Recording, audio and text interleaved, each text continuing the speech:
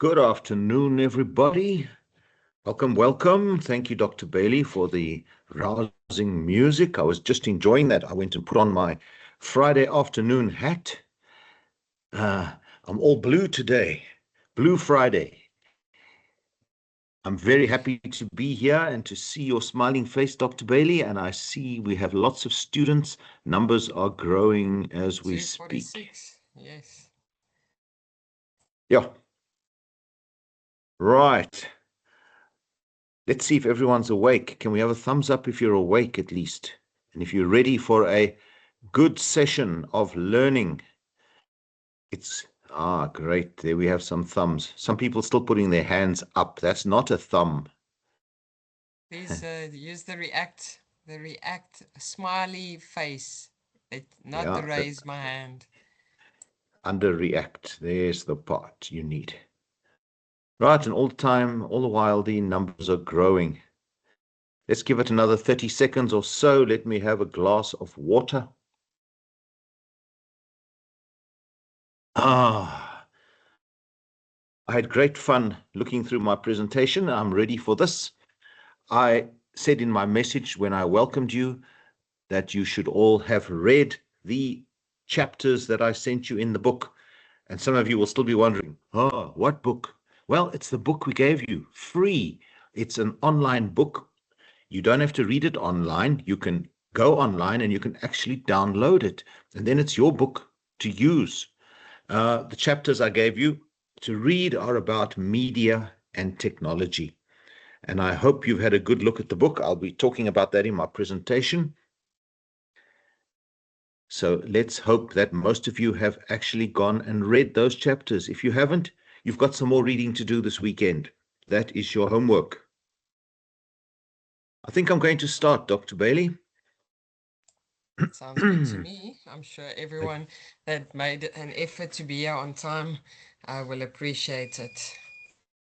Exactly. I'm just having a look at all the names. We'll do a bit of a roll call later on. Okay, I see, all the same names that I saw last week. I'm starting to recognize a few names. Right. Rufilwe, Mr. Mekwe, and Siabonga, you can put your hands down now.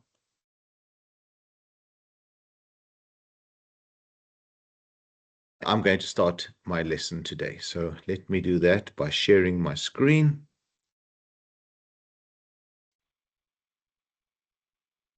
There we go. I will start immediately. Right. A warm welcome on this Friday afternoon. Let's try and get this done as painlessly as possible. I've got quite a bit to say. Last week, someone said, please, can you go a bit slower? Well, the answer is no. If you don't stay with me, you're going to have to please go and look at the recording, which will be posted soon. And I have already uploaded this presentation under the appropriate section online. So if you go online, you will find this there. Last week's work and this week. So this week I'm talking about the teacher, media, and technology. Very simple. I like this. When thinking about media, sometimes you will find people do unnecessary things, just like this sign. This sign is extremely unnecessary, don't you think? You must have a reason for using technology, and you must have a reason for using media in your teaching. If it has got no purpose, do not use it. That is why I'm starting off with this silly example. Now, if you read the book, how do I hide this thing here? There we go. I'll just move it out the way. If you read the book, you will notice that Tony Bates talks about technology and media, and is there a difference? In everyday language, we use these two terms interchangeably. So someone will say, well, television is a medium, or someone will say television is a technology, right? They refer to as both. So is it a medium or a technology? The same applies to the internet. What is it? Well, we're going to get to the answer now. I just need to find this button that makes it go on. There we go. Tony Bates has written a book, and his first version, I enjoyed reading that one, led to a second version, a second edition, And then on to the third edition, and this is the one that I said you must read. What a wonderful free resource online. Tony Bates is my hero. He says the right things. He writes in a flowing, easy style. And of course, you don't have to read the whole book this year. This is a book you can take with you into your third year and your fourth year as you get your teaching degree. But the chapters I told you about last week, I think it was what, 7, 8, 9, 10, I can't remember. He talks about the following things. And he says there's a danger at looking at technology without looking at personal, social, and cultural contexts. And he tries to confuse you a bit by talking about media and technology. And he says it's very simple to distinguish the two, and we'll see what he's talking about as we go along. He says it's all about the choice and the use of technology in teaching and learning. This will become clear to you in the next slides. So technology, he says, are things or tools that can support teaching and learning. So a book could be a technology, a computer, some software on the computer, even the LMS like Moodle that you are using now, that could be a technology. It could even be your Vodacom network or the Wi-Fi network that you are on at the moment, the internet you are using, or a telephone network. That could all be seen as a technology. Now, technology started many, many years ago, and this is at the end of the 4th millennium BC. Look at those little triangular things carved into rock. That was a form of technology back then. It was called cuneiform, and the Sumerians were the people who lived there between the Tigris and the Euphrates River, which is now Iraq. You know, there's a big war going on in Iran. Iran and Iraq are very close to each other. So if you go look on the map, you'll see where Iraq is now. That used to be the old Sumeria. They used to write down things using little angular depictions in the rock and the clay, and that was known as cuneiform. It advanced later on into a more pictorial type of thing. Look what you can see there. I can see eyes, cats, dogs, people doing things. There's a duck. I can see a couple of things there. And these were known as hieroglyphics. The Egyptians developed this kind of technology, and they were able to say things that they weren't able to say before in the previous kind of technology. So we talk about logosyllabic characters. Logo means picture, syllables, right? Syllabic. You see where the word comes from, logosyllabic. Now, these funny little things that you saw on the previous slide, I'll go back to it. They're both pictures and words, and they mean different things. So they learn to represent things using things and speech sounds. And this, for the first time, allowed the brain to use pictures and make sense of it using different kinds of spatial analysis and decision making. And it took a little bit of brain power to actually read hieroglyphics. So it was restricted to the intelligent elite. Of course, the poorer people were not given access to this, and they didn't quite understand it because they didn't have it. A little bit later on, papyrus became very important, and people used to write on paper-like substance made out of the bulrushes you see there, the papyrus plant. We all know that looks a little bit more like a book to me, hey? Easier than carrying rocks and stones around. The Romans and the Greeks then came up with writing on something more durable, like goat or sheep hide. And in 750 BC, the Greek alphabet originated. It only had 24 characters, where our alphabet has 26. And this alphabet didn't use pictures and words and sounds and things. It required less brain activity, so it was easier to learn. And it led to our Roman alphabet that we're still using today.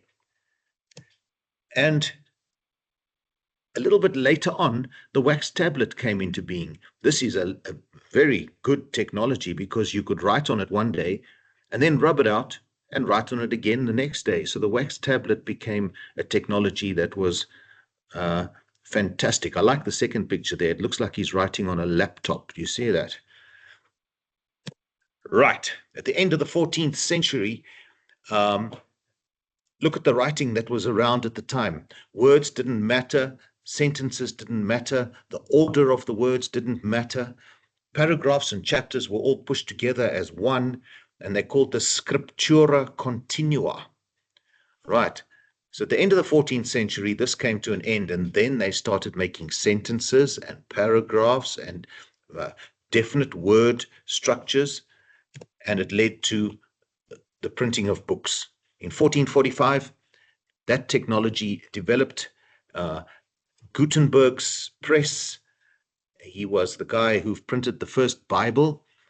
And Gutenberg, even though he printed a whole lot of books using his letterpress and spread books to the general public and made it easier for people to learn, didn't get rich from this. He actually had to sell his patent, and he died a pauper, and someone else got rich off the printing press. Shame. Poor old Gutenberg. I'm going a little bit quicker now because this is very easy. It's just a bunch of pictures for you to look at. The first industrial revolution was powered by steam.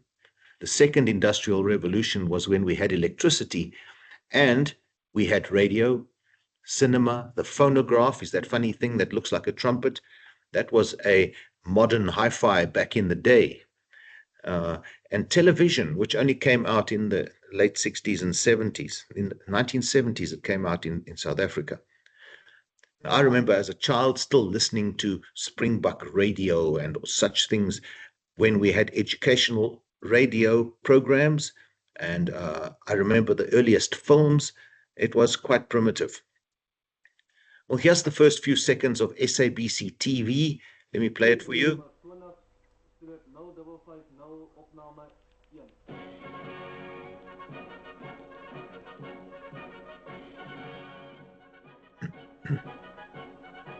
5th of January 1976. I was 12 years old. And I watched that opening of SABC TV. As you can imagine, I thought it was quite fantastic back at the time. If you look at it now, it looks quite boring, which it is. Anyway, moving on from 1976 to the third industrial revolution. This is the beginning of the digital revolution. Technologies began evolving and people got more involved in computers. That guy is actually entering his computer there. So it led to the development of computers and IT, and it's the middle of the 20th century that it became more prominent. Since then, computers and devices have become our constant companion. I had another picture of a guy sitting on the toilet using his computer, but I thought this one was more appropriate. And we all know about handheld devices, which came and seem to have disappeared. We still have tablets and things around, but then desktop computers became very, very handy, and we ended up with laptops. The laptop age came and was very, very prominent, and all of a sudden everyone had a computer, and it went everywhere with them. It was chaotic. These days, we don't see so many computers around. We only use it for work mainly. We don't see people in public like this with their computers out. The mobile era also came with all sorts of tools and devices. Look at that old Nokia in the middle there, and the gaming device on the left-hand side. All sorts of handheld devices were around, and we even had Bluetooth and hands-free. One of my students brought me this one year, and since that time, I've used it in every single presentation. I think that's very cute.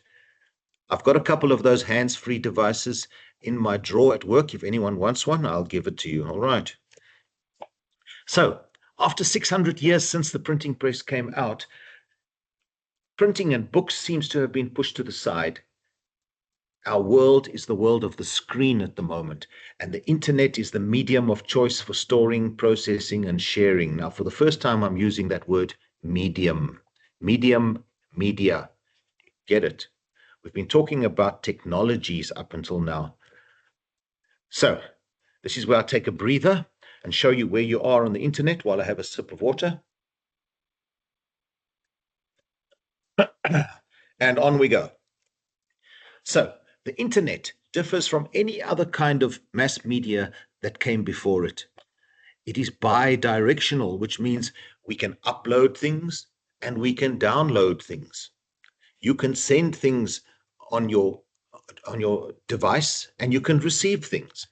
So it's online distribution. And we also ended up with hyperlinks where you're reading a page and you click on a hyperlink and it takes you somewhere else. So you don't read a book from the front to the back anymore. You start reading a page and you get to a hyperlink and you're interested and you click on it, it takes you somewhere else. And you might never come back to that page again. If you're lucky, it will bring you back and you can continue reading, but it seems to fragment online works.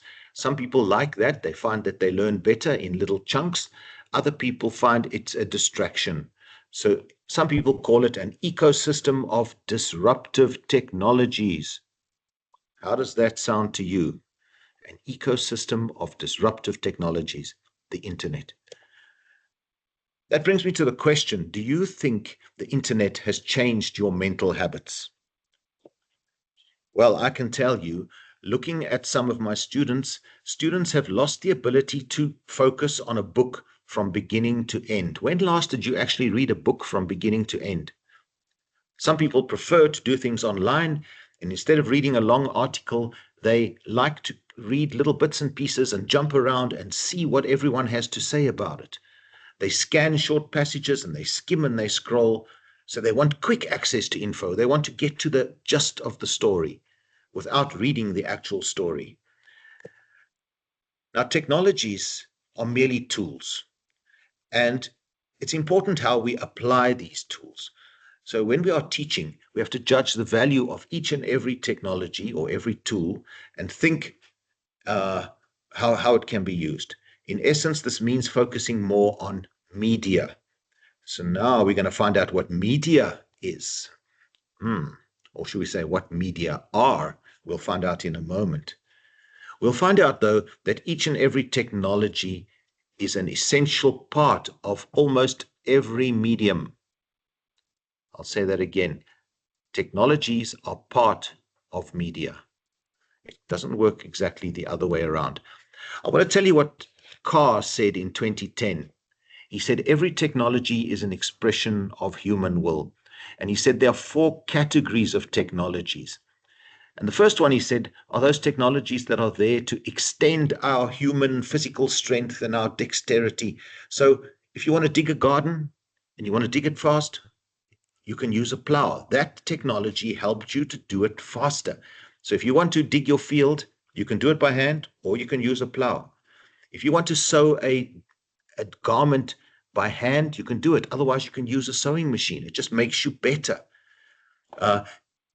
If you want to go and attack someone, I put in there, you can use a fighter jet to attack someone better. It's a tool. So those are all of the tools that extend human physical strength and dexterity and resilience. The second group of tools help us with our sensitivities, our senses, our hearing, our sight, our taste, etc. There are things that can help us to do these things better. And we can see small things using a microscope. We can hear music better if we use an amplifier. Who knows what a Geiger counter is used for? Well, I'll put you out of your misery. It's used to measure radioactivity. A human would not be able to tell you if something's radioactive. He'll possibly die first before he knows. But a Geiger counter will tell you when you are encountering radioactive material. The third kind of technology that humans use enables us to reshape nature and serve our needs and our desires.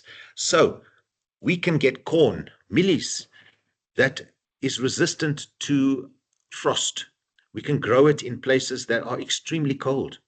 And we've only been able to do that because we've genetically manipulated the corn.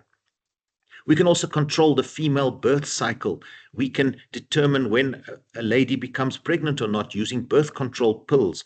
We can alter all of our bodily processes using drugs and medication. These are technologies that reshape our nature and serve our needs and our desires. And then the last group that Carr spoke about is intellectual technologies, all of those technologies that help us to do things better and support our mental powers, make us think faster and do things better. Like typing a book, we used a typewriter in the past. Now we've got a computer. To count and do calculations in the past, starting in the East, the abacus, that's a little thing with little beads on it, it helps you to count. When I was at school, it was the end of the slide rule. I think the slide rule was used for 1 year, and then they decided, no, we're not using that anymore. The sextant is used for navigation on the sea. Even books, newspapers, computers, the internet, these are all intellectual technologies. And here I'm trying to be funny again. The computer is one of the greatest intellectual technologies that we have, except some people don't use it right, so it doesn't actually help them much. These technologies have great power over what we do and how we think. It's our most intimate tools for self-expression these days. It shapes who we are, our personal and public identities. It helps us form relationships with others. It also takes us backwards a couple of steps. Look at those two ladies looking at themselves and their reflections in a CD there. How silly. Moving on. Technologies by themselves, however, cannot communicate anything. They cannot help you to understand anything. They just sit there. So the computer by itself will sit there until you tell it what to do. So you have to have an interaction with that technology. And at that point, when there's interaction and there's something going on, we start to move towards media. And this is where the word media comes in. Up to now, we've been talking about technologies. So going on, media. Pregnant pause. Right. So media require the art of creation. Someone has to create some content or communication, and someone has to receive this. So we use many technologies to help us do that. So there are two types of intervention in media, the creation part and the reception part. Someone creates and someone receives. Let's have a look how it works. For media, we use our hearing, our sight. We don't use our taste so much. I don't go around licking my computer often. In this sense, we can consider text, graphics, audio, and video all as types of media because they help us mediate ideas and images that contain or that convey meaning. So we'll have a few examples in a moment in case you're feeling a bit lost. Let's just go back to that point that Tony Carr makes in his book that you have for free. He says media depend on technology, but technology is only one element of media. So the internet is just a technological system. It could also be a medium that contains unique formats, symbols, and systems that help us convey meanings and knowledge. And with the internet, people can now be both creators and interpreters of knowledge. We'll understand this as we go along. Let's have a look here what I said. Media.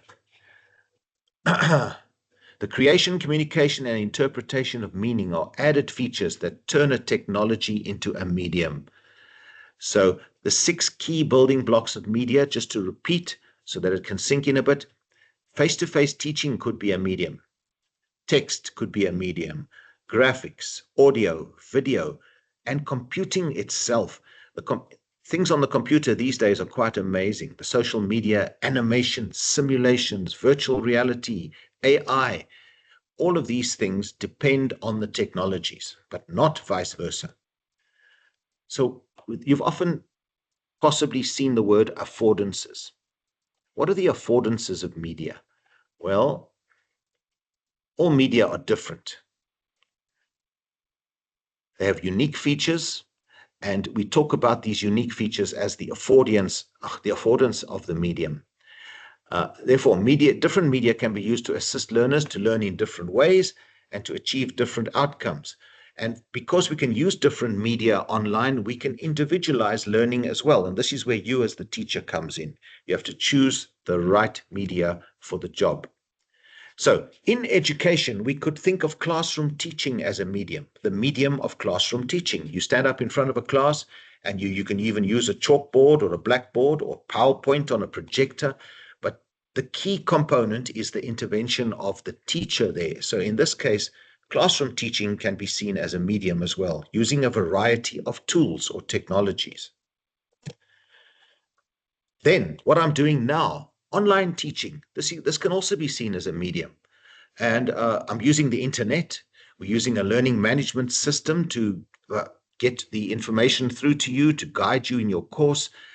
And the interaction we're having now between myself and you and online resources, well, we've actually cut you off a bit by blocking your ability to put up your hands and to talk and to put your microphone on, because that, with 600 people, it could be a bit distracting. But if we did open that, we could have the opportunity for two-way communication. Right, so all of these things are the essential components of online learning, and you'll find that in the Bates book that you have available to you. Now, the problem is, or maybe it's not a problem, media are not neutral or objective in how they convey knowledge. Something that seems quite natural for you might be insulting to other people. It might be meaningful to those people. It might not be meaningful to you. It depends on how it's designed. And media can be designed for good or bad things. I'm thinking of indoctrination. Many people in the past have been indoctrinated by the things they see on television, for example. A government could actually portray things in a certain light and promote something, and it could be totally wrong, right? So the interpretation of meaning and understanding of that can be used for good or bad. Some knowledge of how social media works is essential for teaching in the digital age. So you've got to know a bit about media, including social media.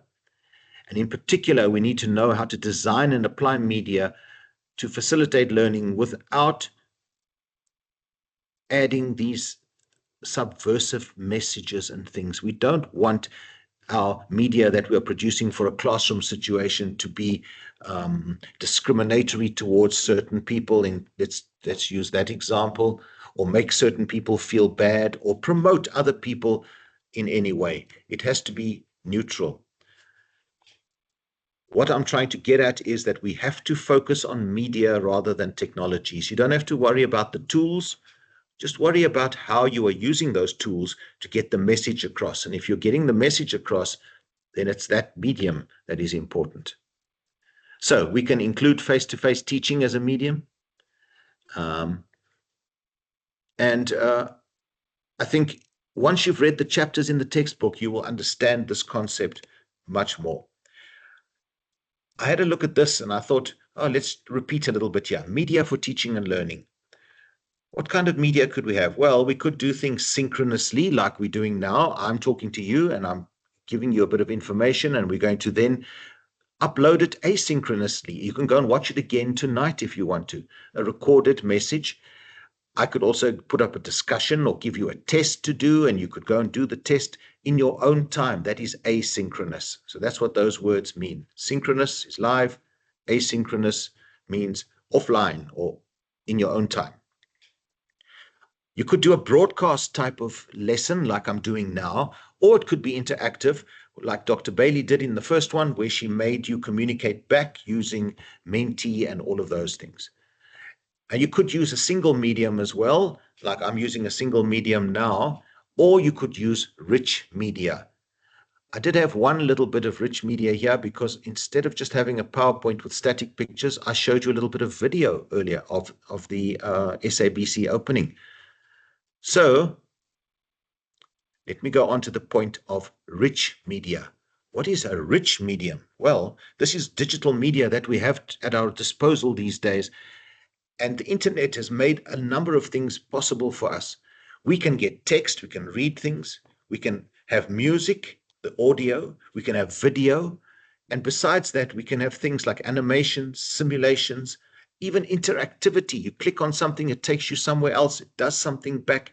Depending on what you click on, it does different things. So that interactivity is part of rich media. So rich media is when digital media use sound, video, all of those kind of things. Right. So we've got extremely powerful tools as teachers that we can use. So don't just stick to static pictures. The internet is an extremely powerful medium because we can combine a whole lot of things and form educational media. Right. So how do you make rich media? Well, I looked online and I found a tool that was called Banner Snack. And in Banner Snack, you can go and create rich media if you want to. If you want to advertise your product, There's the all-new Alfa Romeo. You can go and click on that. If this was a live picture online, you could click on it. It would go and possibly show you the Alfa Romeo driving around a track and the people buying it. It will try and make you want to buy the Alfa Romeo. So I thought, let me give you some examples. Here's an example of rich media. You are looking at 3 beliefs of highly successful people on the left, and all of a sudden a pop-up comes there, join the coffee club. That's a bit distracting, but you know what? Some people, that's exactly what it's there for.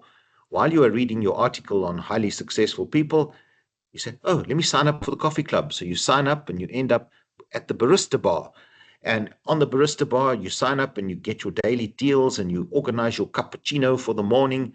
Right. These things are designed to interact and engage with you and basically to distract you as well. They always want you to they possibly want you just to buy things.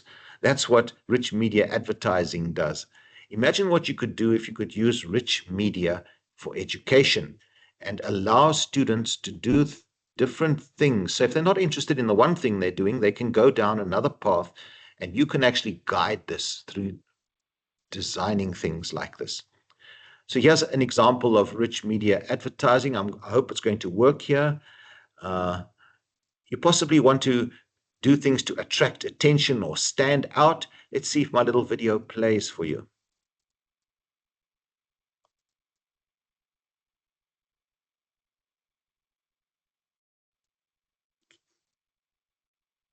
It's loading. It's on its way. Rich media ads. Rich media ads are interactive digital advertisements that go beyond traditional static images or text. They incorporate various elements such as audio, video, animations, and other interactive features. These ads include elements like expandable banners, sliders, video overlays, games, and quizzes, providing a more dynamic and immersive user experience. Rich media ads aim to capture attention, encourage interaction, and deliver a more compelling message compared to static ads. Right, that was just a little short piece. So what are the types of rich media that we can use? Well, we can use videos. GIFs are an interesting thing. Those are basically static pictures that look like they are moving. Animated GIFs, they're basically animations. We can use Instagram stories as rich media for teaching. Have you thought about the possibility of making your own podcasts, which students can go and listen to in the afternoon or in their spare time? When they are cycling, when they are in the gym, when they are going for a jog, they can listen to your voice and they can learn. You can do content narration audio, you can make infographics, and you can even make live streams and webinars as rich media for your learners. So whether you're maths, science, geography, history, you name it, teacher, these things are all possible. So the question arises, are you media fluent? Media literacy means that you will be able to allow people to access and critically evaluate and create and manipulate media. Are you able to do that? Being literate in one medium doesn't mean you're literate in all of them. So media literacy asks that you know a little bit about video, a little bit about audio, etc. You need to know a bit of everything. And you're going to have to develop these essential skills and learn how to use them in your teaching and learning. So 5 core concepts of media literacy. Now we're almost at the end, so you can take a deep breath. All media messages are constructed. You have to plan them. So as a teacher, you're going to think, what is the message I want to get across? And then you construct them using a creative language with its own rules, right? We've got the rules and regulations that guide us. What are the objectives of this lesson? What are the outcomes going to be? What do we expect them to do? What assessments are we going to build in, right? Then you must remember that different people in your class will experience this message differently. So you have to now be sensitive to that. You must remember that what you put into your lesson, if it's online, or even if you're making a PowerPoint presentation, it may have embedded values and points of view. And some people may not agree with those things. Are you going to give them the opportunity to to talk about these things, to discuss them, to debate them. Right. And you must remember that if someone is pushing something down your throat, if you want to push a certain message to your learners, what are you expecting them to do? As a teacher, you're possibly trying to gain something from them. You want them to learn, and you want to exert a bit of power over them. You want to make them do something. It's the same as in advertising. In advertising, media messages make money. They want to make money, and they want you to buy. And that's exactly what we need to do as teachers as well. We need to try and convince the learner that they want to learn. So it's almost exactly the same as advertising and marketing. So, are you prepared as a teacher to make the digital migration? Have you developed enough skills? Are you, if not, are you planning to develop these skills? Are you planning to read those chapters in the book I gave you? Or are you going to ignore that? Well, I hope you read it, because some of the questions in the tests and exams are going to be on that. So I hope so. You have to evolve as a teacher. It may not happen this year. It may only happen when you suddenly get an epiphany in your 4th year. You never know. But you have to evolve. We do not want the situation where people are together alone. We want to use technologies properly. We want to be able to use appropriate technologies to make people learn without isolating people like these people in the picture. Remember, we're in a connected world. This world is so small these days because we can see in a matter of seconds what's happening anywhere in the world. We can communicate worldwide. The world is a connected world, and we have to keep up to date with that as well. So in your social media participation, you can be a producer. Some of these tools are very old, but you can produce things. You can have your say as a commentator on YouTube and Facebook and all these things. You can be a commentator. You can collect stuff as a gatherer. You can just be a person online who joins and does nothing. Being a joiner, some people are very passive and very happy being a joiner, and other people are just observers using the music and the Facebook and video sharing and what have you. What is your role going to be when you are participating in social media? I have to point out that using technologies and developing media for teaching and learning will always leave behind a digital footprint. Other words that have been thrown around are your digital identity. If I go online and I look you up, what am I going to find out about you?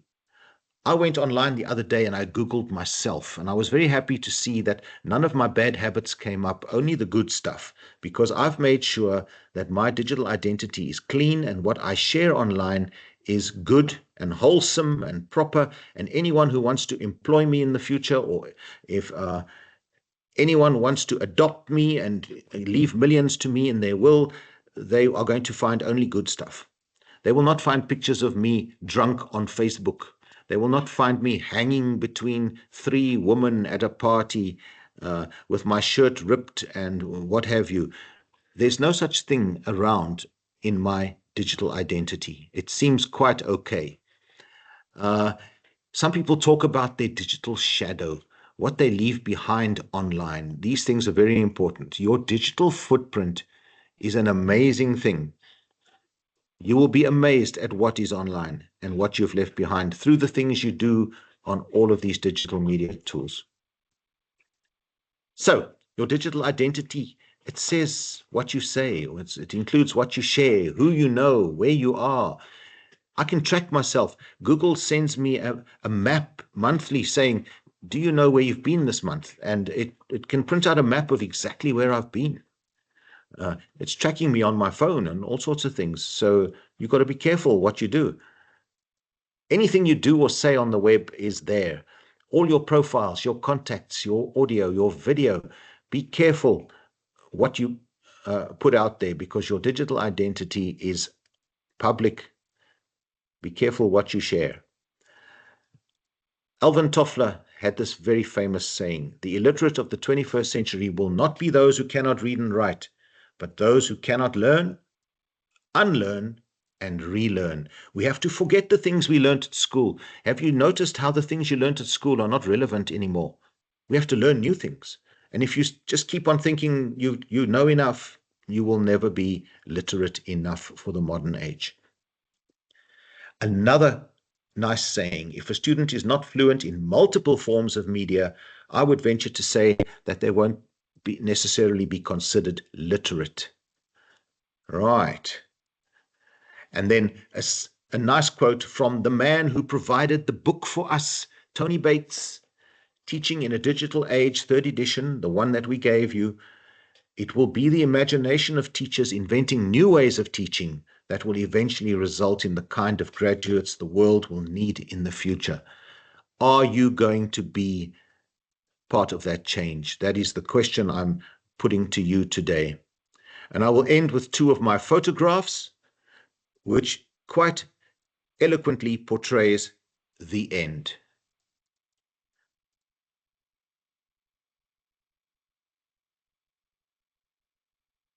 Right, I'm now going to look for my class again. Oops. My apologies. It doesn't want to pop up again. There we go. So for a moment, and I'm now going to see what's going on here. I see Kwanda Kushle had a hand up, but I don't know if that was for a question. I just want to go and look in the chat quickly if there's anything serious that I have missed out on. Was there anything in the chat that I needed to see, Dr. Bailey? I had a look and definitely I didn't see anything that really needed attention. So I think it's all good. Questions like where do we get the textbook just means that you did not prepare for the session because you were actually supposed to know about this textbook last week already. So Yes. Boipelu, I encourage that you please look at Moodle and make sure that you go through all of that. See, some unrelated questions were asked in the chat while I was teaching. And we must just point it out to the students again. While I'm talking about media and technology, you should ask questions about media and technology, not what is Harvard style and where can I get the textbook? We told you that already. So I'm just looking further. Where can we get the textbook? The textbook is online. You should have found it already. Have you read the content I've put up for you online? I need to know that. Is there a microphone on? Because it sounds like someone going. I think So it might someone, be on your side, but someone said, what is media in simple and understandable words? So that is a good question yeah. that you can ask the professor. Oh, good. Well, I did point out that technologies are merely tools. The tools become a medium when you start using them to communicate something. So when you start using the internet to transfer videos and animations and sounds and what have you, it becomes a medium. But if the internet is just standing there and you're not using it, it is a technology or a tool. It only becomes a medium when there is a producer of something, of content, and someone who receives it. That's basically what Tony Bates says in his book. So it's quite a simple distinction. Can a book become a medium as well? Yes. I wonder if we can discuss that one. Can a book become a medium? A book is a static tool, but if you use it properly and if you get someone to engage with the book can actually bring across some meaning. But then you'll have to design an activity where the book is used, not just reading it from front to back, but you're going to have to tell the student what to do. Then it could become a medium, I suppose. I really think it can. It depends on you as the educator. So it all comes down to you.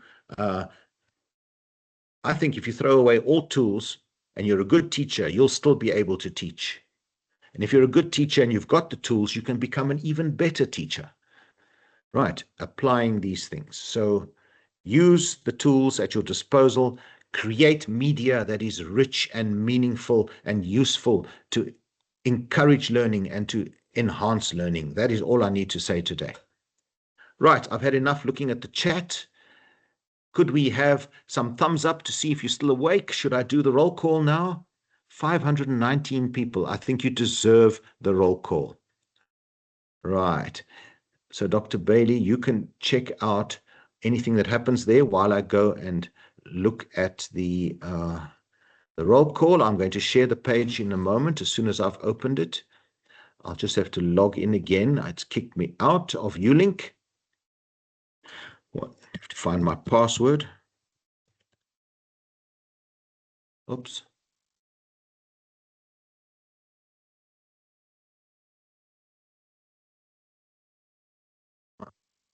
Just need to go in here.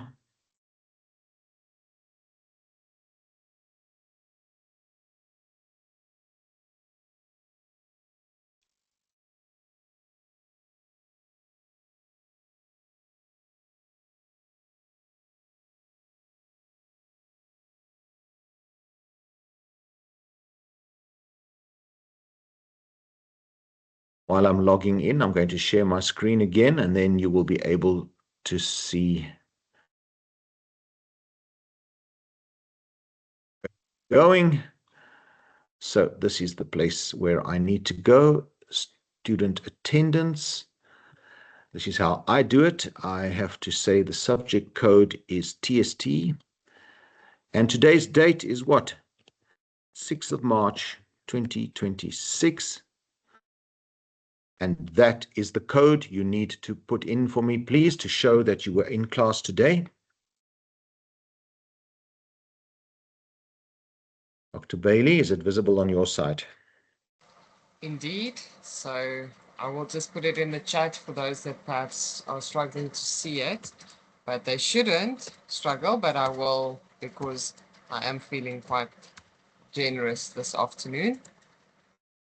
We are so lucky to have you and your good nature, you know. Some lecturers would just say, you know what, if the students can't see it, bad luck, they must learn. True. Do you think that's But how we should be? I do teach these students for computer skills as well. So I do try and be nice. They realize how nice we actually are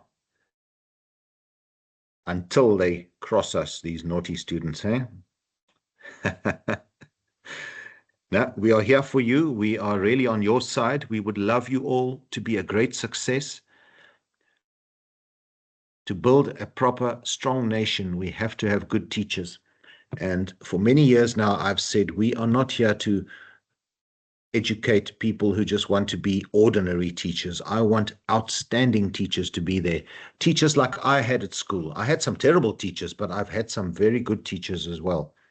And if you can be part of the solution, imagine the power that's in your hands. And with all of the technologies at our disposal at the moment, the world is your oyster. You can do almost anything. Every single one of you can be content creators of magnificent proportions. You can really do things well. Right. I don't know how long we need to keep this on for. It's been on for a minute or two already. Have you put it in the chat, Dr. Bailey? I did. There were a few questions after that, but I'll just put it in one last time for about 30 seconds. Can teaching take place without any use of different media in the 21st century? I think that is a very big yes. I think you also mentioned it, Prof. Jeff, that a bad teacher with all the resources to their disposal will become even a worse teacher, probably trying to figure all of that out.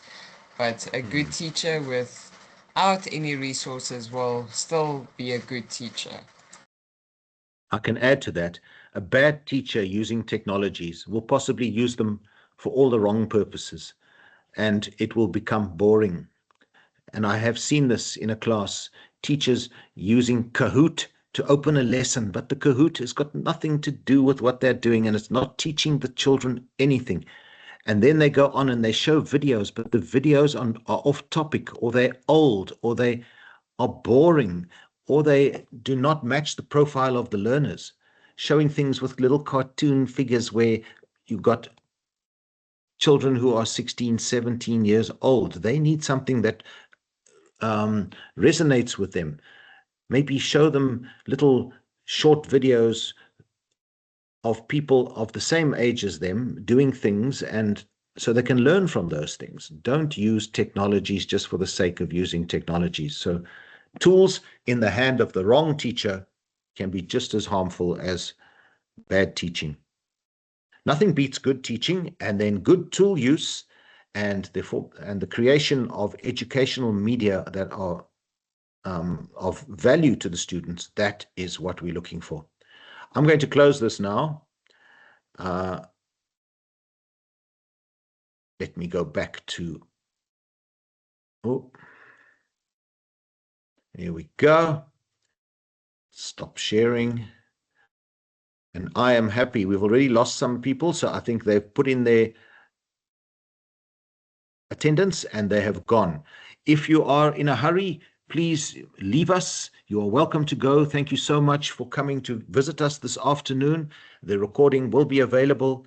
The presentation, as I presented it today, is online. Of course, there will be no sound to it. If you want to hear that, you have to look at the video. Have a wonderful weekend. Please prepare for next week. I know there are certain tasks for you to do before next week, Thursday, in preparation for next week, Friday's lesson. So from my side, go well. Go and have a look online and see if you can find anything to do with educational media, and look at things, see if they can work for you. If you see something bad, please make a note in your head not to use those ideas. So, sending you lots of love and best wishes. Be safe. Try to do something good for someone out there this weekend. If we all go out, all 500 of us go out and do something good, imagine the joy we can spread this weekend. With all this war and what have you going on around us, we need a bit of love too. So, all the best. And thanks, Dr. Bailey, for being here. Thank you, Prof. Lautenbach. You are appreciated, and I'm going to leave as well. Are you going to leave too? Are we going to leave them in here? I am leaving as well. I put a comment in the chat saying that the quiz will open tomorrow morning. Just for those that don't know, it will be about the topic covered in Unit 3, and it's an open book, but it's not an AI quiz. So you can Google things, but you please should not be using AI. We will be able to catch you. So, yes. Good. All right. Have you stopped the recording? Let me stop it as we speak, otherwise it goes on forever. And Yes. I will also end the meeting